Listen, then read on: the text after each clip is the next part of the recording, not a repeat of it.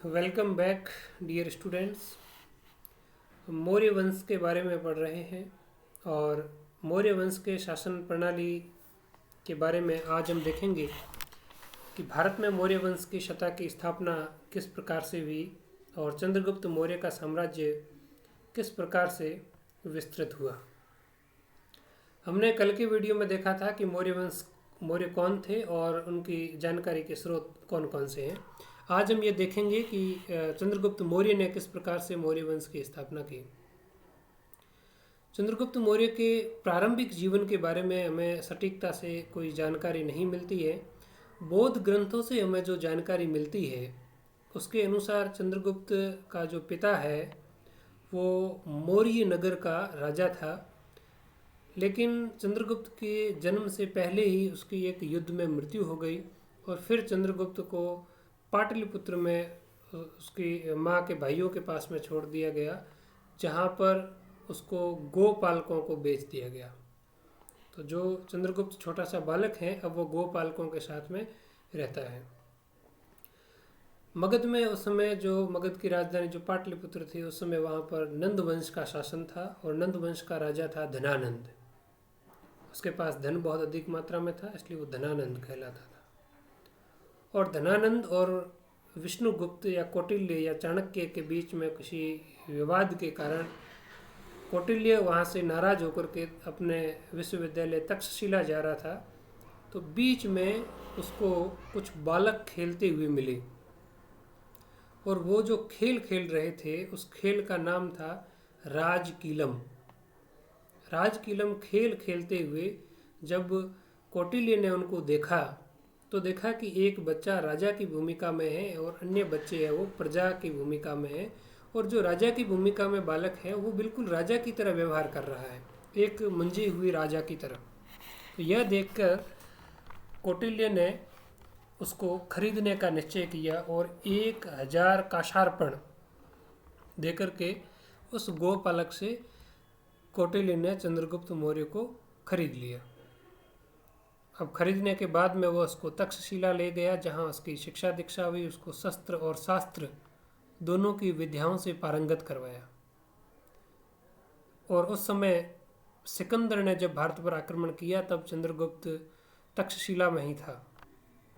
और जस्टिन यह लिखता है कि चंद्रगुप्त है वो एक बार सिकंदर से मिला भी था, और चंद्रगुप्त इसलिए मिला था ताकि वो सिकंदर की सेना और उसकी शक्ति को समझ सकें, और चंद्रगुप्त ने उसके सामने आत्मसमर्पण करने और उसके सहयोग करने की शर्त रखी। लेकिन जब चंद्रगुप्त ने उसकी मदद नहीं की तो उसको सिकंदर ने पकड़कर गिरफ्तार करने का आदेश दे दिया, लेकिन चंद्रगुप्त अपनी बुद्धि और स्फूर्ति के कारण वहाँ से निकल भागा। अब उसने जब सिकंदर वापस चला गया तो उत्तर पश्चिम क्षेत्र में एक वैक्यूम या रिक्त स्थान हो गया था, उसको भरने के लिए तथा कौटिल्य ने जो अपना सिद्धांत बनाया था कि मुझे नंद वंश का उन्मूलन करना है, इसकी पूर्ति के लिए एक सेना की तैयारी करनी थी। तो उसने कौटिल्य ने वहाँ जो आसपास के जो सैनिक थे उनको भर्ती करना शुरू कर दिया। जस्टिन और कौटिल्य का अर्थशास्त्र ये दोनों ही इस बात के सबूत देते हैं कि चाणक्य ने जो सेना बनाई चंद्रगुप्त के नेतृत्व में, उस सेना में कोई भी प्रशिक्षित सैनिक नहीं थे, बल्कि वो कौन थे, वो आटविक थे, जंगल में रहने वाले लोग थे, शास्त्रोपजीवी थे जो किराए के सैनिक के रूप में थे। वो कुछ मलेच्छ थे, कुछ लुटेरे चोर थे, कुछ प्रतिरोधक थे, प्रतिरोधक जो ना बदला लेने वाले लोग। तो इस प्रकार से इन गिरोहों के लोगों को इकट्ठा करके चंद्रगुप्त ने एक सेना बनाई जिसे जस्टिन है वो डाकुओं की सेना कहता है। और उस सेना के साथ में चाणक्य ने 2 उद्देश्य निर्धारित किए। पहला, मगध पर अधिकार करके नंदों का उन्मूलन करना, क्योंकि वह एक अत्याचारी शासन है, और भारत की रक्षा विदेशी आक्रमणों से करना, जो कि सिकंदर के नेतृत्व में लगातार भारत में हो रहे थे। तो इन दोनों का किस प्रकार से चाणक्य ने सामना किया वो अपन देखते हैं। सबसे पहले उसने नंद वंश का पतन किया। चंद्रगुप्त ने एक अपनी सेना लेकर के मगध पर आक्रमण किया, और जब मगध पर आक्रमण किया तो वहाँ का शासक धनानंद था। हमें कुछ बौद्ध ग्रंथों से पता चलता है कि युद्ध कितना भयंकर था। उदाहरण के लिए मिलिंद पन्हो पुस्तक, जो एक बौद्ध दार्शनिक ग्रंथ है, पहली शताब्दी में लिखा गया है। उस मिलिंद पन्हो ग्रंथ में कहा गया है कि युद्ध बहुत ही भयंकर हुआ और खूब रक्तपात हुआ, और अंत में इसमें जो विजय है वो चंद्रगुप्त मौर्य की हुई और नंद वंश का पतन हो गया। जब मगध पर चंद्रगुप्त मौर्य का अधिकार हो गया 323 ईसा पूर्व में, तो उसने मौर्य वंश की स्थापना की। मौर्य वंश की स्थापना के बाद में उसके सामने दूसरा लक्ष्य था भारत को विदेशी आक्रमणों से बचाना। सिकंदर चूंकि वापस लौट चुका था, लेकिन उसका साम्राज्य अब 2 भागों में विभाजित था, और भारत की लगती सीमा जिसमें बेबीलोन और बैक्ट्रिया का प्रदेश आता है, उसका नेतृत्व सेल्यूकस कर रहा है। और सेल्यूकस ने 305 ईसा पूर्व में भारत पर पुनः आक्रमण किया, और इस बार इसका सामना होना था चंद्रगुप्त मौर्य के साथ में। एक इतिहासकार एपियानस हुआ, उसने लिखा कि चंद्रगुप्त मौर्य और सेल्यूकस निकेटर के बीच में जो युद्ध हुआ उसमें एक संधि हुई और एक वैवाहिक संबंध स्थापित किए गए। अब संधि में कुछ शर्तें रखी गई थी, और उस शर्तों के अनुसार सेल्यूकस निकेटर ने अपने 4 बड़े प्रदेश चंद्रगुप्त मौर्य को सौंप दिए। 4 बड़े प्रदेश कौन से थे? काबुल, कंधार, हेरात और जेंड्रोशिया। ये 4 जो बड़े प्रदेश हैं, कंधार जिसको आर्कोशिया कहा जाता है, जो काबुल है उसको यूनानी लेखक पेरीपेनिस डाई कहते हैं, और जो हेरात का प्रदेश है उसको यूनानी लेखक एरिया कहते हैं। तो आर्कोशिया, पेरीपेनिस डाई, एरिया और जेंड्रोशिया, इन 4 प्रदेशों का पूरा नियंत्रण है वो चंद्रगुप्त मौर्य को सौंप दिया। साथ ही एक विवाह की भी बात कही गई है, जो संभवतः सेल्यूकस निकेटर ने अपनी पुत्री का विवाह चंद्रगुप्त मौर्य के साथ किया। और मगध प्रदेश में हाथी बहुत अधिक मात्रा में हुआ करते थे, तो चंद्रगुप्त मौर्य ने 500 हाथी सेल्यूकस निकेटर को दिए थे। तो इस प्रकार से सेल्यूकस के साथ में जो 305 ईसा पूर्व में संघर्ष हुआ उसमें चंद्रगुप्त विजयी रहा, और उसकी सीमाएं वर्तमान अफगानिस्तान को भी पार कर गई। इसके बाद में चंद्रगुप्त मौर्य ने पश्चिमी भारत और दक्षिण भारत की भी विजय की। इन दोनों की विजय के बारे में कौन से युद्ध हुए या किन शासकों को पराजित किया, यह तो हमें इतिहास में अज्ञात है, लेकिन हम यह जानते हैं कि चंद्रगुप्त के किसी भी उत्तराधिकारी ने कोई बड़ा युद्ध नहीं लड़ा, न ही बिंदुसार ने और न ही अशोक ने।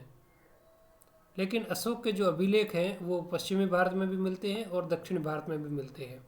पश्चिमी भारत की पहले बात करें तो रुद्रदामन का जूनागढ़ जो अभिलेख है वहाँ पर अशोक का भी अभिलेख मिला है, जिसको गिरनार का लेख कहते हैं, वृहत शिलालेख है। उससे ये पता चलता है कि गिरनार का प्रदेश है वो मौर्यों के अधीन था। क्योंकि उसको अशोक ने नहीं जीता, बिंदुसार ने नहीं जीता, तो उसको चंद्रगुप्त मौर्य नहीं जीता था।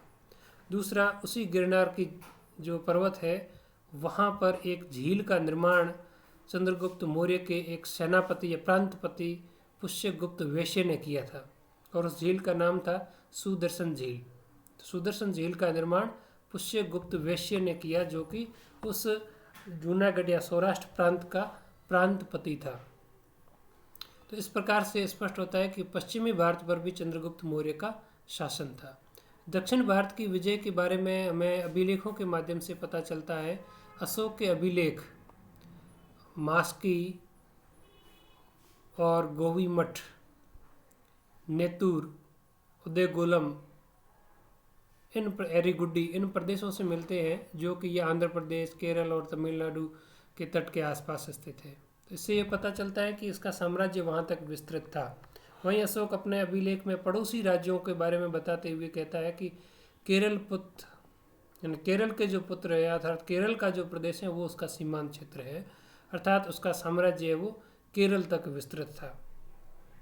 इस प्रकार से स्पष्ट है कि चंद्रगुप्त मौर्य ने उत्तर में कश्मीर से लेकर के दक्षिण में कन्याकुमारी तक और पूर्व में समुद्र तट अर्थात कटक से लेकर के पश्चिम में जो अफ़गानिस्तान है, अटक का जो प्रदेश है, उसको कटक से अटक और कश्मीर से कन्याकुमारी तक का प्रदेश अपने अधीन रखा था। और ब्राह्मण ग्रंथों में जो चक्रवर्ती सम्राट की अवधारणा है उसको सार्थक किया था।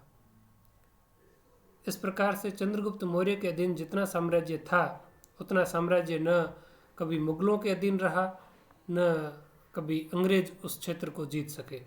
इस प्रकार से उसकी बहुत ही महत्वपूर्ण उपलब्धि है। इस मानचित्र के माध्यम से हम यह समझ सकते हैं कि उसका साम्राज्य कहाँ कहाँ तक विस्तृत था। यहाँ ये देख सकते हैं, यहाँ एक कंधार है, ये सिंधु है। तो ये जो पूरा जो डार्क किया हुआ है ये पूरा मौर्य वंश के अधीन था और ये पूरा का पूरा चंद्रगुप्त ने जीता था, जो आज के वैज्ञानिक जो भारत का नक्शा है उससे भी बहुत आगे तक जाता है। यहाँ ये देखते हैं कि भारत का प्रदेश यहीं तक सीमित है, यहाँ ये पाकिस्तान की सीमा रेखा है, लेकिन चंद्रगुप्त मौर्य का साम्राज्य यहाँ तक जाता है, जो ईरान और अरब तक के देशों तक का भी भाग इसके अंदर शामिल है। तो इस प्रकार से एक बहुत बड़े साम्राज्य का निर्माण चंद्रगुप्त मौर्य के शासनकाल के दौरान किया गया। आज की वीडियो सेशन में इतना ही। नेक्स्ट वीडियो में हम मौर्य वंश के अन्य शासकों और उनकी विशिष्ट उपलब्धियों के बारे में पढ़ेंगे। Thank you.